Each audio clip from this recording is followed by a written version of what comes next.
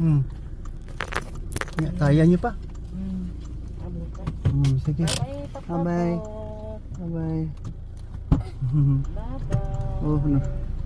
Oh, sige. Morning.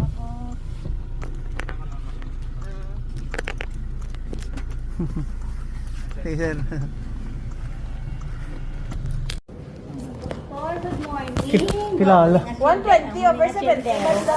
Kilala mo ko. Nagringin ulo, ya kay kapoy na siya easy quarter. Pabalita pala kami kay Basit. Dr. 120 over 70. Gani man. Hindi, nalipat ko mag-inom sang bulong ko. Nalipat na kay Damo siya. Ginawa ni kay Kaisip. Gabantay lang gani ka po. Thank you. Doktor Ah. Gabantay ka po pero kahulat ka pension. May problema. Hindi ka lang mag-dream sa dako. Sige, thank you. Hinay lang, doktor. Sige. Hinay-hinay. Gid man na. Budlay nga daan mapandol ka ng matumba. Bali ang bukog. Thank you.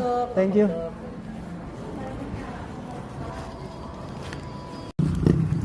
November 25, 2024.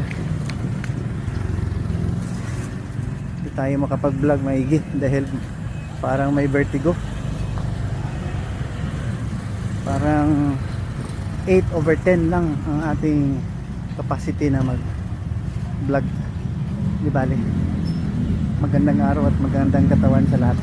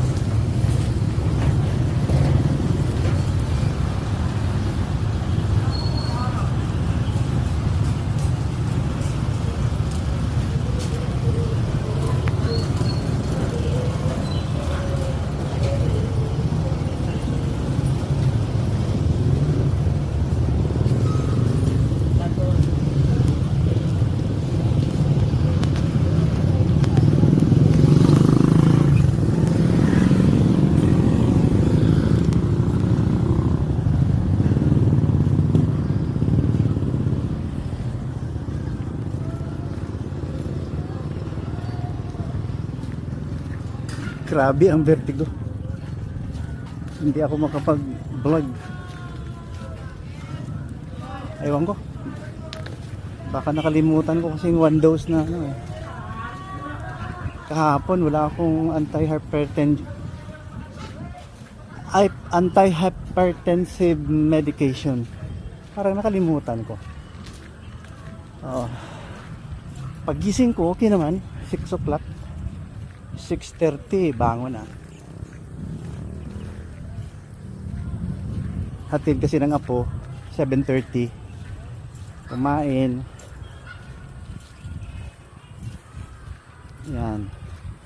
Kaya lang bago ako kumain, lumabas ako konti. May inilipat akong gamit sa likod. Parang nahihilo, hindi ko alam eh. May something, parang may lag ang pag-iisip.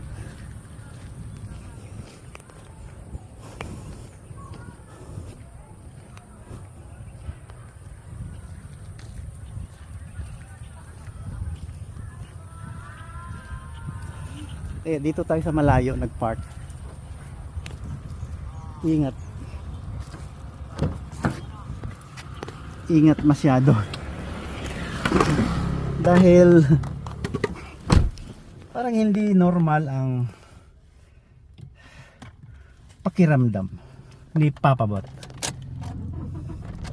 It's okay. Para naka-recover dahil dito ako sa tabi-tabi lang. Malayo lang park ko eh. Galing doon sa transaction. Ayaw ko kasing magkalat ng lagim doon. Malayo lang. Then park sa malayo para safe sa iba. No? Mahirap kasi kung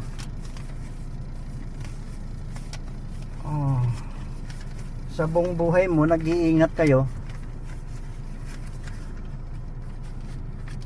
tapos alam mo naman na may sign na parang hindi maganda. Better take necessary precaution. Magandang araw. Kahit na papano, maganda pa rin kayo. November 25, 2024. May mga issue na politics. Alam mo, kasi alam naman natin na may politics eh. Hindi lang ako believe. Pinopolitika. Masama ang loob ko sa mga dishonest people ba? I don't like them. I'm hurt. Gigisahin mo ang opposition like that. Sigurado ba kayo na hindi kayo nagnanakaw? Kayo mga Congressmen? Kaya ang sabi ko, paulit-ulit sa vlog ko eh.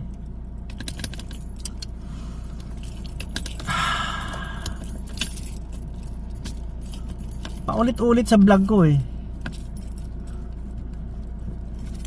Greed ang unang kasalanan ng tao. Mula pa sa kay Adam and Eve, bumabalik-balik. Greed. Hindi ba kayo nahiya sa family nyo?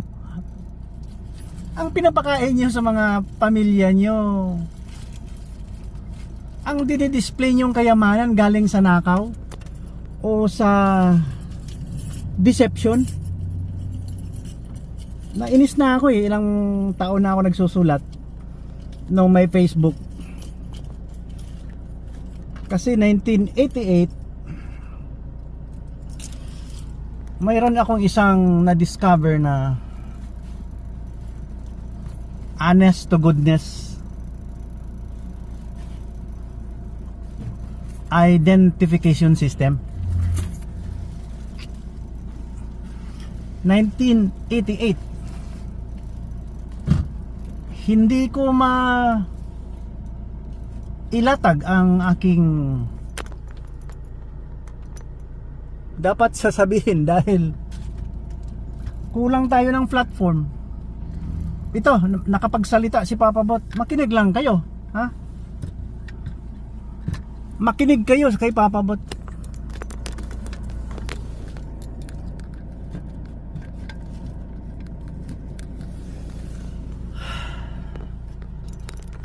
Dapat makinig kayo.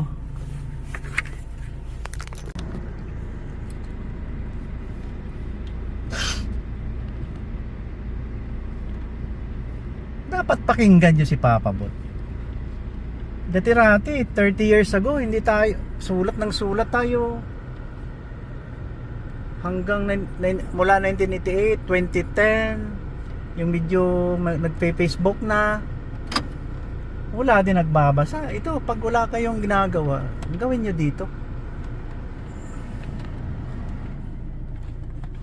If you have nothing to do, spend your time with me. Diba? Grabe ang mga deception na ginagawa ng mga tao. Yan ang pinaka first nakasalanan ng tao.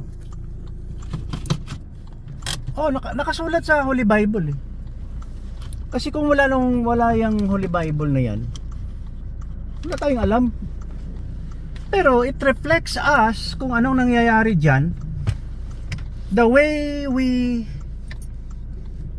treat others, the way we conduct our daily affairs, araw-araw natin na mga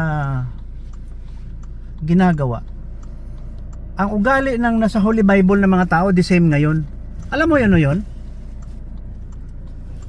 Yung first sin or first fall of men, yung kasalanan na ginawa, greed. Kasi parang you want to acquire something that it is not yours.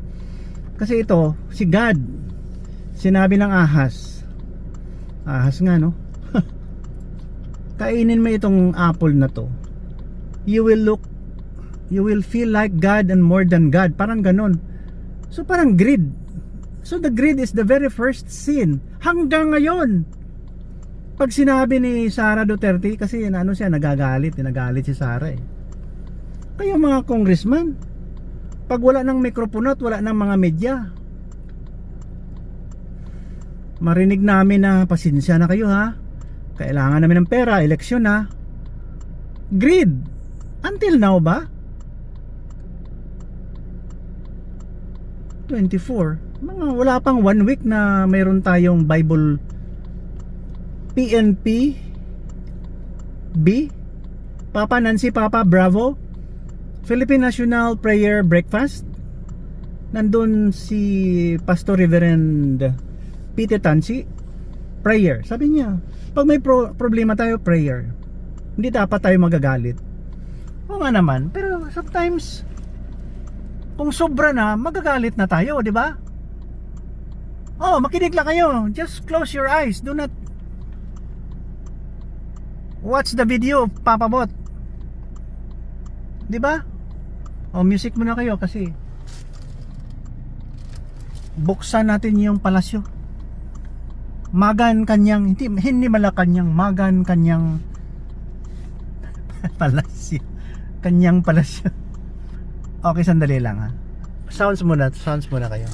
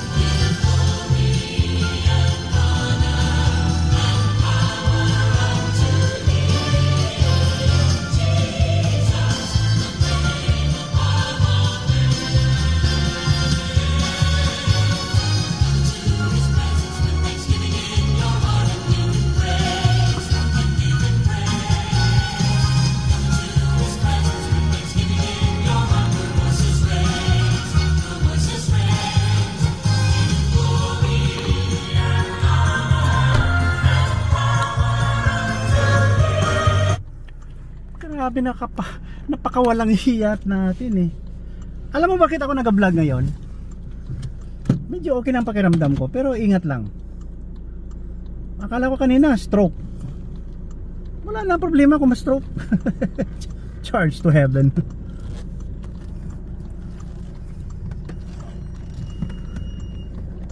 Naawa kasi ako eh. Nag-vlog ako, naawa ako sa lugar natin sa Pilipinas. Napakabastos natin. Greed, no? Parang dreaming, you dream of acquiring something that it's not yours, na hindi para sa iyo, gusto mo angkinin. Grabe naman 'yan. Pagnanakaw yan, sir. Noong 1965, sumikat yung hanggang 1975, no? Minomonitor ko kaso may ano na ako, no? 1975, may ano na ako eh. 16 years old na ako niyan eh. Oh. May kabataang makabayan na. Nagwiwilga sila sa ginagawa ni Marcos Sr.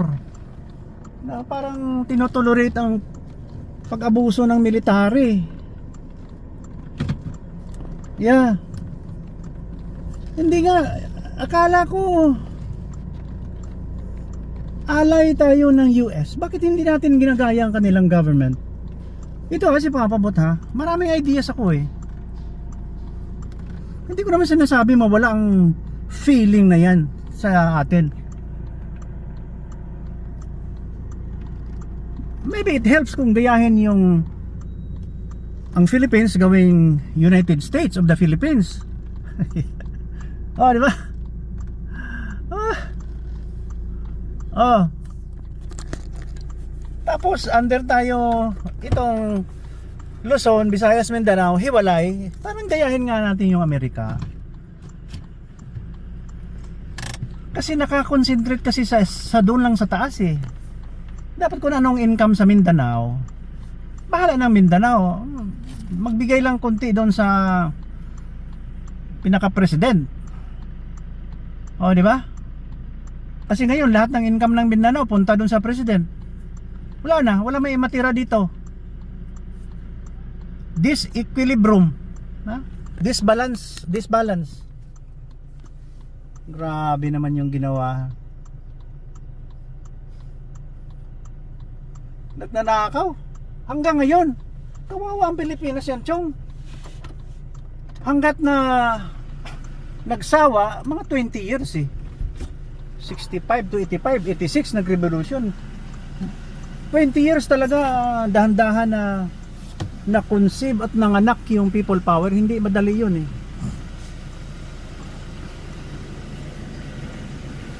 Grabe yung ginawa.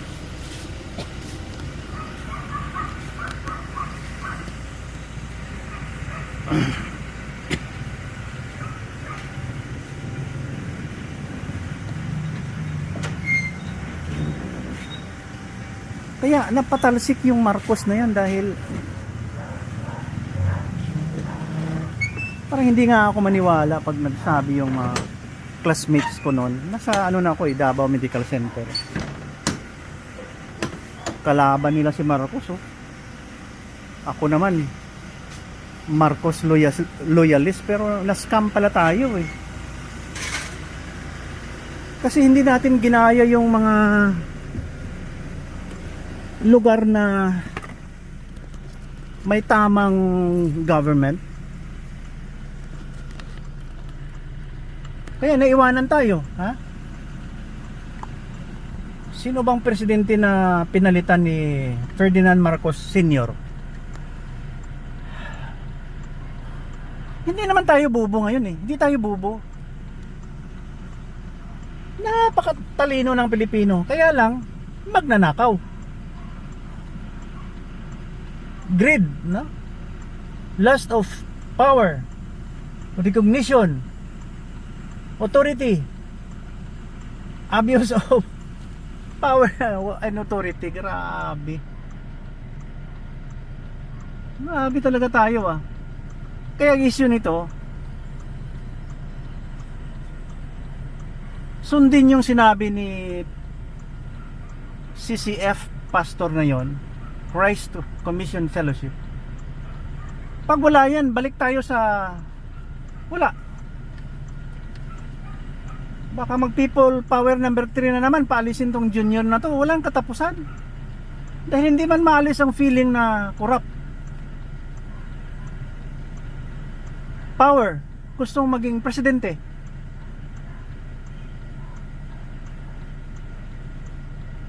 Para magpasikat. Akalain mo, pinapakain mo sa pamilya mo yung nakaw hanggang ngayon? Karmahin ka niyan, Chong. Ako, 30 years ako nag-anesthesia. More or less 3 decades. 3 dekada. Sa operating room ako palagi. Ang hirap ng trabaho para may mabili ng pagkain at mapaaral yung mga bata. Sa inyo, doble-doble, may mga palasyo kayo kahit saan. May palasyo kayo sa Davao. Tapos ang probinsya nyo, naghihirap. Ang daan nyo, yung mga highway nyo, hindi na-repair hanggang ngayon. 2024 na ngayon, hindi na-repair.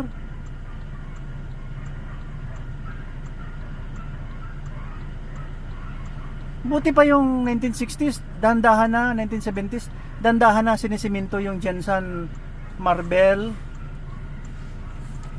Cotabato City. Pero ang kawawa, itong dyan, sa katabing mga probinsya, mayroon dyan, notorious talaga. Hanggang ngayon, hindi naayos ang daan. Parang hindi nyo talaga priority ang magpatayo ng infrastructure para sa mga tao, kundi ang infrastructure na gusto nyo, na feeling mayaman kayo, powerful. Isang pulis dyan, yan sa katabing probinsya ng South Cotabato. Nauna ako sa round ball, gustong umovertake sa yung roundabout. Gusto siyang umovertake kasi pauwi pa siya sa kanila. Papunta ako ng Pinggoy mag-opera. Mag-overtake sa kaliwa, di susundutin niya yung roundabout. Ang ginawa niya, kinabig niya sa kanan, sinundot niya ang puwet ng aking sasakyan, yung kutsi ko. Bumaba ako, sabi ko, grabe naman to, reckless naman to. Pagbaba niya, sabi niya, pulis ako, tawahan ako ni Impatso. Ano pa kaya alam ko sa yung ginoo ko?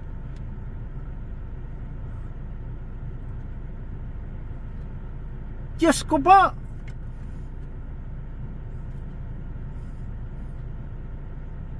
Hindi pa nag-citizen army training, Boy Scout leader na ako.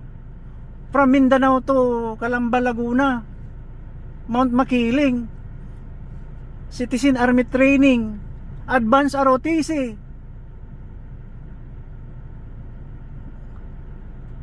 Doktor na ako. Sisigaw ka lang na pulis ka, bakit? Tawan daw sa ni Impatso. Hanggang ngayon ang lugar na yan mahirap. Ang mga officers yan may helicopter. Ano ba yan? Masakit, chong. Masakit. Kaya magdasal na lang tayo kung anong dapat. Magdasal tayo. Idasal natin yung bayan natin. Join me with a prayer. Hindi nga ako nagdadasal kasi iba ang aking tawag niyan, theology. Iba. Jesus Christ of Nazareth, God, Holy Spirit.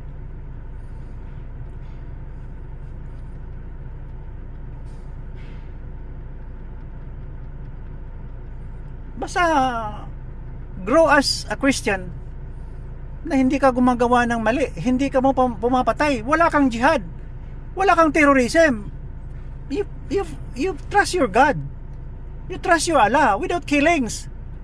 Magkapatid pa naman tayo galing kay Abraham. Bakit pa tayo patayan?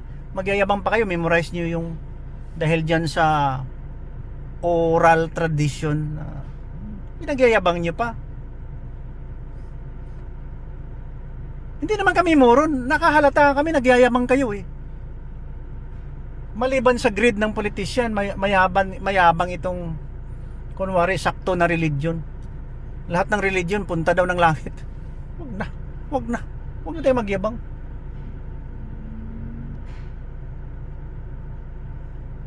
My prayer today is God will protect us and give us knowledge, all of us. And I am also praying for everyone to support people who are on the right side, on the right frame of mind to continue lead the country. And pray for those politicians or leaders who are not bent to obey God as if that their master is the devil. And I'm praying for this nation and all of us to rise, soar like eagles.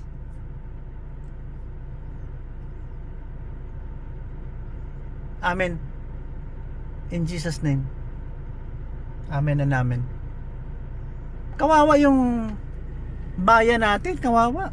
Kawawa. Sana makinig kayo sa akin.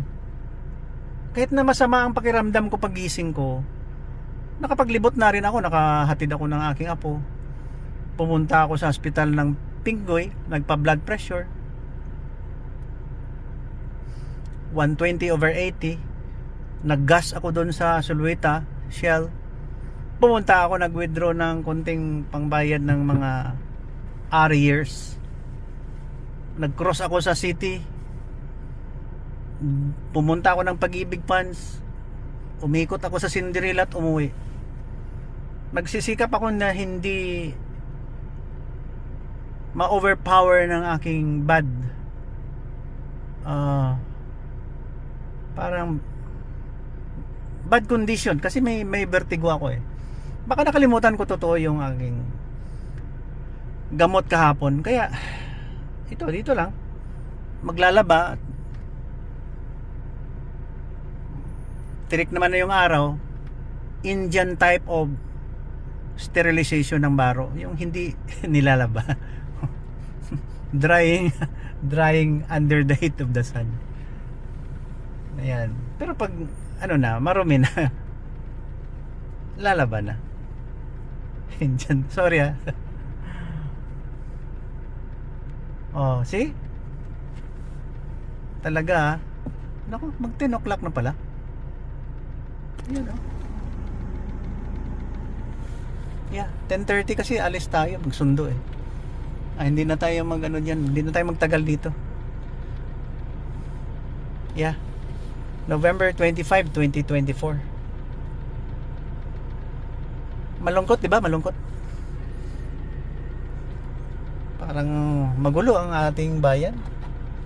Bakit sa ibang lugar parang maayos man? Maayos eh. Maayos, parang lahat doon na parang highest moral standard. Para silang tao talaga doon na may pag-iisip. Sa atin dito walang pag-iisip, lalong-lalo na yung mga kotong na mga opisina nang minamanipula yung pera ng bayan.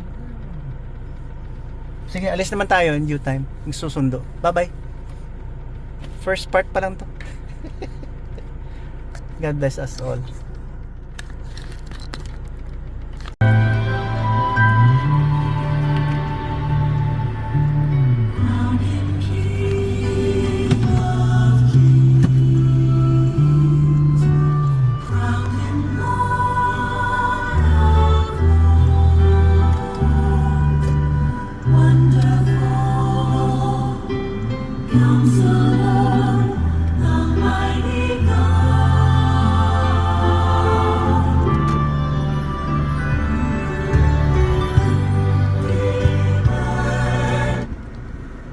Part 2, November 25,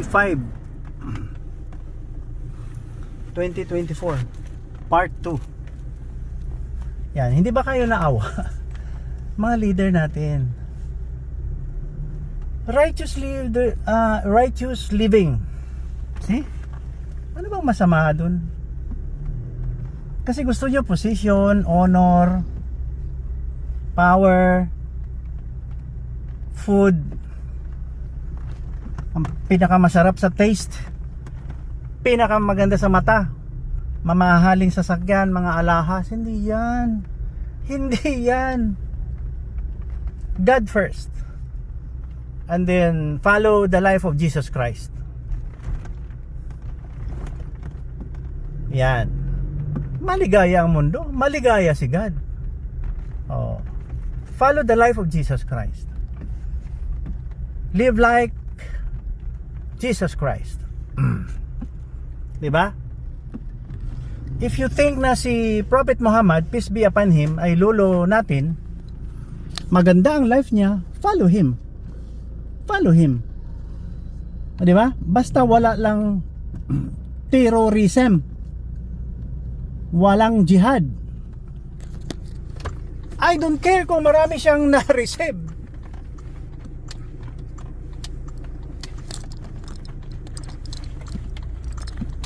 Na message galing kay God. Hindi, wala na ako dyan. Importante na all in all, generally maganda ang pang-uugali ng tao na walang patayan. Di ba? Walang patayan. Walang karahasan. Walang magpapaputok ng sarili sa maraming tao. Huwag agawin yung eroplano at ibangga sa building dahil jihad na daw, jihad. Ha? Para kay Allah. Peace be upon my Allah. O, di ba? Ngayon, bakit ako nagka-problema sa inyo? Natawa lang ako. My goodness. Pero Papa Bot is so concerned about us. Kung pwede lang. Kung pwede lang. Hindi ko naman pinipilit na gawin nyo ang gusto ko. Dahil iba naman ako sa inyo. But generally, nakasulat sa Holy Bible kung anong dapat na ugali na maganda. Di ba? Nakasulat na yan. Hindi na yan mababawi. Ang buhay ni Jesus Christ na isulat na rin. Huwag na naman natin baguhin kasi sinasabi na nga doon sa Holy Scripture ng Holy Bible, sa Torah. Pag lumabas ka dyan sa Torah, sa Holy Bible, demonyo na yan. Ngayon, pag dumating yung propeta nyo, parang nagdududa tuloy ako na piki. Dahil pinipilit niya ang sarili niya at ang kanyang na-receive sa angel o sa God na tama siya. At marami pang beses na kinakausap siya. Yun daw ang sugo ng God. Madali man lang yan gawin yun sa mga writers. Sa mga writers ng mga Holy Scripture. Ay, kaibigan ko to.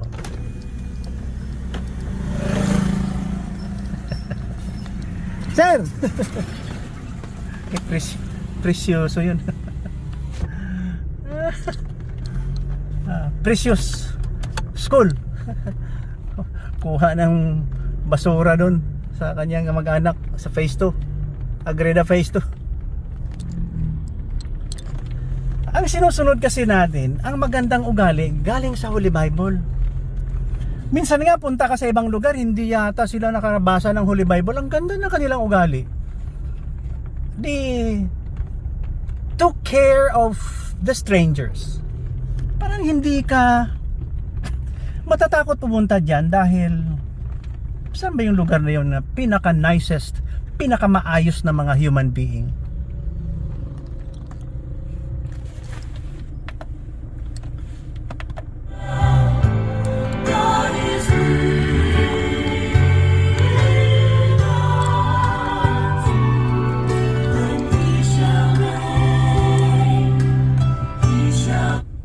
Hirap mag-abanti kapag walang signal eh. Ayaw mag-signal, hindi mo alam saan pupunta. Grabe talaga yung nangyayari sa mundo. May propeta. Nasa Holy Bible na yan lahat. Hindi yan maisulat pag hindi totoo eh. Pag lumabas ka sa Torah, demonyo na yan. You analyze, don't be moron please. Taas-taasan naman natin, i-elevate naman natin yung ating understanding. Huwag naman maniwala sa piking propeta, magkagulo lang tayo eh. Sinabi na nga, si Jesus Christ ipanganak. Sundin na lang natin kung pwede. Siguro pag nasa takot ka kay Hesus Kristo, hindi ka magnakaw. Hindi ka magnakaw. Kung hindi para sa'yo, hindi mo kunin. Kasi parang gusto talaga natin atin lahat, kaya gaya na sinabi ko. Mga probinsya na mahihirap. Tingnan mo mga political leaders nila, corrupt. Totoo. Kurap. Pero may mga bahay sa Manila, pabakasyon-bakasyon sa ibang bansa. Yan. May mga bahay sa Davao. Display of wealth. Diba? Yung iba dyan, may posisyon na mataas sa probinsya. Pinapatakbo yung asawa na iniduro pa lang yung kayang linisin. Plain housewife. Pero professional. May iba naman yung professional, ano ka, nurse or doktor ka, kaysa maglilid ka ng mga tao. Alam mo, ang tao stubborn eh. Kaya ayaw ko. Ayaw ko maglid ng mga tao. Tama na, ilid ko muna. Hirap nga eh. Hirap nga dalhin yung isang pamilya dahil iba-iba ang ugali ng anak mo eh. Bawat anak, iba-ibang ugali. Yan pang, you will lead the community. At ipatakbuhin mo siya ng ano ba yun? Congressman? Ano ba yun? Gobernador? Nakakatawa kayo eh. Ha? Sa naipon yung mga nakaw, may kakayahan na kayo. Di ba? Hindi ka naman noted na hasyendero. Grabe talaga ang bansa natin. Kaya nga, hindi tayo maangat. Ako, paupuin nyo ako dyan. Marami akong mapapansin. Oh. Papabot lang to, walang kwentang tao. Sabi ng apo ko, papabot king. Princess lang daw siya. Hindi siya pwede maupo sa front seat. Dito. Papabot king. King of Hugot. Crossing na naman, crossing.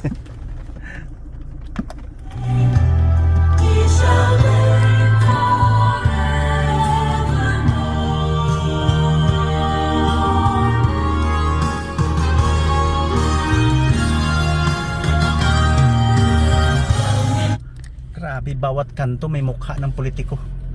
Sir, saan ba galing yung pera na yan, sir? Umutang ka ba sa 5-6? At kung manalo ka, babawiin mo. Grabe naman. Tingnan nga natin yung family mo. Paano mo pinaaral yung mga anak mo? Anong disiplina? Ano ang punchline mo araw-araw sa mga anak mo, kamag-anak? Ha? Public servant ka ba talaga?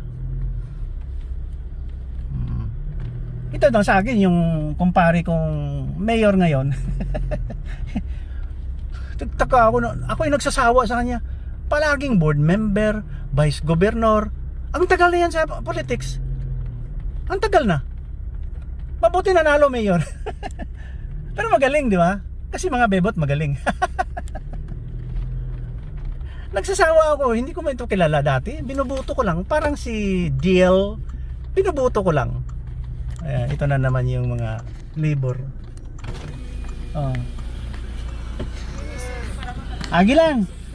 Sundo na nga po.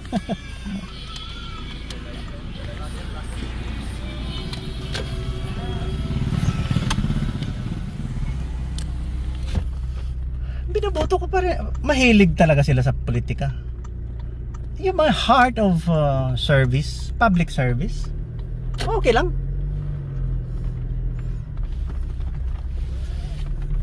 May mga hindi ko naman sinasabi lahat. Politicians ay full politician. Foolish. Hindi. Give them the benefit of the doubt. Oh, hindi naman ako nagko-condemn na porque yung sa national level natin si Vice President Sara Duterte, lahat ng sinasabi niya tama. Pwedeng maging tama. Kaya yung nasa kongreso, ang galing-galing yung pag nasa mikropono kayo, pag wala ng sesyon, sabihin nyo na, pasensya na ha, kailangan namin ng pera. Eleksyon na kasi. Grabe. Deception. Ha? Because of greed. Oh, balik tayo sa greed, ha. The first fruit of men. First fruit of men, greed. Yun ang dahilan ng first fall of men. Bumagsak yung sangkatauhan, sanlibutan dahil sa ugali. Alam mo, tinitest tayo ng Panginoon eh. We are being tested.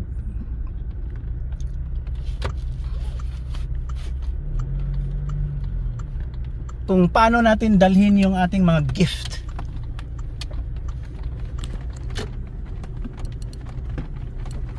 Paano natin dalhin ang mga gift? Let's say naka-receive ka ng parang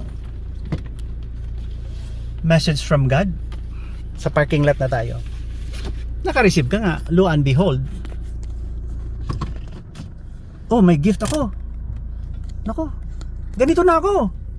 Hallelujah. Mabuhay na, pamilya ko. Ako na ang sikat, ako na ang messenger. May gift ka eh, no? Ano ko lang, dinidiscern ko lang. So, kasi tao tayo eh. We know what is right, what is wrong. Okay. At saka lamang ako dahil I'm a physician, licensed, retired anesthesiologist. Oh. Nung isang, pag nakakatanggap kasi ng gift, lumulubo yung feeling mo, ang ego. Nako bro, may special special child. Oh, yan. I-discern mo talaga yan kung galing talaga na guided ka ng Holy Spirit or from God or Allah. Kasi hindi man ako maniwala na Satanas si Allah. Give them the doubt. Kasi God din siya ng 99.99% ng mga Muslims na hindi terorista. Ang terorista kalaban niya ng mga Muslims na moderate at ordinary. See? Oh, pag God loving, punta ka nga sa ibang lugar. Saan ba yung pinakamagandang lugar na maraming mabait? Hindi ko naalala ba? Monaco ba yun? Hindi ko alam eh. Yung Monaco ayaw. Yung Monaco na yan, bawal nga ang Holy Bible dyan eh. Ito na lang. Mga progressive na lugar. Singapore, South Korea, Japan, UAE. Sa Australia nga marami ng mga sungot eh, na pasigaw-sigaw na sila ng kanilang matapang na amo, idol na propeta. Oo, pasigaw-sigaw na sila sa daan. Pinapakita na nilang radicalism. Hoy! Anak kayo ni Abraham, bakit kayo bastos? Oh, Amerika, Europe, pinapasok na ng mga sungot. Ito, first kasi nababasa din natin sa Holy Scripture ng Quran. May sometimes daw yung propeta na yan naghihilamos ng septic tank. Na poison siya dahil sa Jewish woman. Pwede naman. Kasi inagaw mo yung mga babae, pinatay mo mga lalaki. Di ba? Can I live that kind? Muhammad like, peace be upon him. I rather choose Christ like. Oh, di ba si lolo natin 6 years old, nilalaro na yung babae. Pag naligo, sinasabay niya na. 6 years old na bata, babae. 9 years old na consummate ang deflowerization. Sinusulat, nababasa. Take over, palipad-lipad ng langit. Pwede naman. At saka nagsabi siya na pag ayaw mo mag-Muslim, patay ka. Oh. Pangit, di ba? Ayaw mo mag-Muslim, patay ka. At ubusin natin ang mga Jewish people dahil dahil Nainggit tayo sa kanila dahil silang nauna sa Holy Land. Nandyan yung mga artifacts nila sa mga first, second temple silang gumawa. Sir, wala pang Muslim noon, sir. Imam. Ustad. Ano ba yun? Ustad. Wala pang Muslim noon. 7th century after Jesus Christ. Nag-umpisa 8th century, 9, 10, matagal pa. Kasi wala siyang disipulo eh. Oral tradition lang. Kasi matatalino din yung mga scholars. Kagawa-gawa yan ng senaryo na to make it na appear na holy, maganda, a thing to reckon with. Grabe. Embrace natin. Okay lang, sir. So, ako itanong ko sa inyo. Susunod ba ako diyan? Ayaw ko. Maraming kabulastukan ng propeta na yan. Sorry ha. Sorry. Peace be upon you. Ayaw ko. Kinukopya-kopya lang yan sa nangyayari sa Holy Bible. Ang term dyan is plagiarism. Kopya-kopya. Borrowed ideas. Oh, naniwala naman ng iba. Oh, ipasok natin ng Greek word, moron. Moron. Oh, kaya pag parang hindi ka makaintindi ng righteousness, yung parang simple na reasoning na tama. Moro ka, hindi moro, moron ka. Kaya kung may politician, may moro. Hindi nakaintindi yung moron. Grabe yung mga salita, no? Hindi mo ginagawa, politician ka, hindi mo ginagawang tama. Narinig ng Ilonggo, political daw eh. Political, I am a political person. Siling sabi ng Ilonggo, tikal, political. Oh, dito tayo sa parking lot. Oh. Ito mga kasama natin dito na mga lolo. Yan. Hindi ba maganda na we can express our inner side? Yung October 22, hanapin nyo sa YouTube ko. Maganda yun. Kinakastigo ko na kinakastigo ko yung mga hacker, mga false witness. I-review nyo. November 25 episode ngayon eh. Second part na. Sundo na nga po. Maganda mag-vlog eh. Hindi na ako mahirapan mag-record ngayon. Dahil pala sa trash ko, sa trash ng gallery, 125 videos na ko. Ang dami. Hindi ko napansin yun.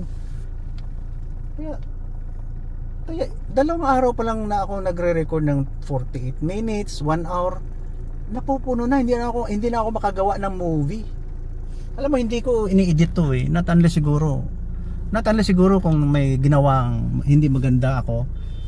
Ayan. Yung ano na yan, puputulin ko lang. Pero in between, pag nagkamali ako, ayaw ko kung paano yun mablot. Hindi ako marunong mag-edit eh. Mabuti na lang na kapag upload na tayo sa YouTube, sa Facebook nakikita. Dati 2010, 1988 nagsusulat ako, wala akong platform eh. Hindi naman ako sa media, hindi ako news anchor, hindi naman ako sa tawag yan, sa edito, ano yan, mga sa newsletter, yung tabloids, so major dailies na writer o contributor, wala eh. Mga invention ko pinapublish sa Cebu, sa The Freeman, pinapublish sa Manila Bulletin. Yung mga invention ko pinapublish. Meron pa akong hard copy niyan eh. Minsan pinapublish ko sa Facebook. Grabe ang greed ng tao, no? BP Sara nagwala kasi ginigipit talaga siya ng administration. Ganun ba? Are you sure yung mga Kotong Grisman, are you sure that you are not stealing the money? Are you sure that you manage your position as elected steward of the money of the people? Nandyan kayo, di ba? Parang hindi naman pera. Pagtakbo, hindi naman pera. Pero usapan, serbisyo naman. Akala ko, honest kayo. You're not living by example. Hypocrite. Hypocrite na. Ganyan. Wala, promisa ng promisa. Kung ano-anong promisa. Oh. Para sa kapakanan ng lahat. Grabe yung nangyari. Lugmok tuloy tayo.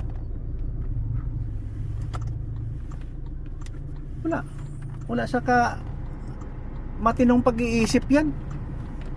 Oo. Nandito na nga po ko. Grabe naman deception ang ginagawa niyo. Oo. Nandito na ang prinsesa ko eh. Ayan na. See? Yeah? Papabot is there? Bless. Papabot. Bless, Papa Bot. Bless. Up. Oh, you know how to bless. Then kiss. Kiss pa. Kiss na. Agtang. Agtang, papabot. Ulo man yan. Ulo. What is ulo? What is ulo? Ulo? Oh, head. Wow. Head. Very bright head. Ulo. Ulo. See? Oh. Head. Ulo. See? Very good. Very bright. Ba? Oh, very good. Very bright. Oh. See? Oh, dito tayo sa Balmores magdaan. Doon ako nagpark eh. Kaya umiikot ako para Dala buslo, sisigla ng bunga. Pagdating sa dulo, nabali ang sanga.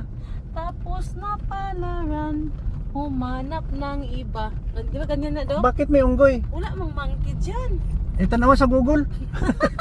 Para Wala man yung monkey sa Liron Sinta.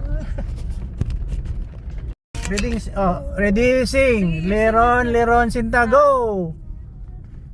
Go.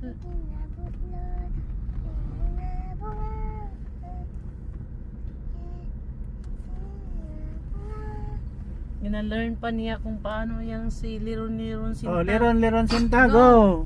Leron cinta, arana papaya, leron abetlo, cincin mga bunga, bakit na unggoy?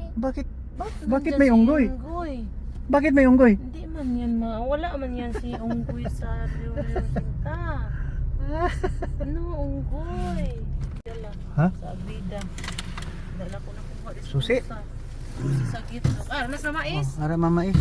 Wait, dali mag-open ko ha. Mahulog ka. You call Mama Is. Mama Is, I love you. You call Mama Is there, oh. Malhin. Uy, mo na Wala, sa... karoon na siya nag-transfer, Doc. Ay, magbaba po. Nalik ka na, Klo. Oh, tini, oh. Oh, get down. Mama is Mama Is. there, oh. Karoon lang siya nagbalhin, Doc. Kay, may salag, oh. May salag.